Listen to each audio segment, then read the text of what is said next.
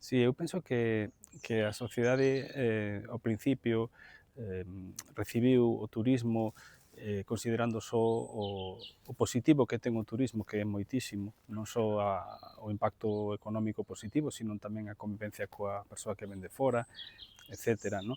Pero, efectivamente, co paso do tempo, o aumento, o incremento do turismo sí que está facendo que empecen a xurdir unhas certas sensibilidades contra algúns dos impactos negativos que estamos vendo do turismo, ¿no? Que en todo caso suceden en espazos concretos e en momentos concretos, pero sí suceden, ¿no? Non é que todo o territorio estea cheo de turistas a todas horas, pero sí hai partes de Galicia en donde hai certos problemas en certas épocas do ano.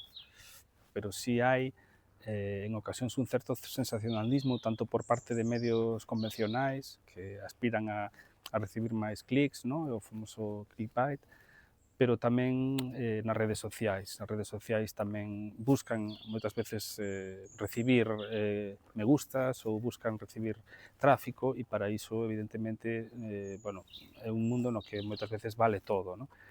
En todo caso, tamén creo que hai particulares e persoas a nivel individual que están expresando nas redes o seu malestar con algunhas cuestións referentes ao turismo, que creo que deben ser escoitadas.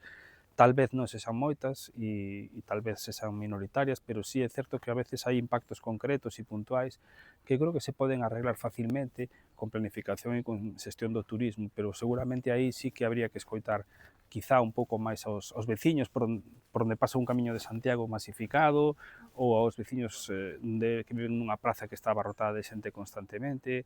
En fin, creo que hai que traballar máis en conxunto nese sentido. Eu creo que é unha iniciativa moi positiva, porque creo que neste país o que falta é falar tranquilamente, sentarse nunha mesa e falar. Moitas veces pensamos que por opinar de forma distinta ao outro que iso que non pode ser, e realmente hai que acostumarse a debater, a falar. Pasa con moitos temas, como por exemplo a taxa turística, ¿no? Podemos ter opinións distintas, pero o importante é sentarse e poder argumentar tranquilamente. E, por outro lado, sí que creo que é interesante que o turista sexa considerado tamén un consumidor, porque, de feito, é unha peza fundamental da economía, o turismo, e, evidentemente, os turistas, en tanto que consumidores, tamén temos os nosos dereitos. Por lo tanto, é un enfoque que me parece moi axeitado, moi novidoso, porque ata agora creo que non se tiña feito moita cousa sobre isto, pero creo que é unha iniciativa moi interesante.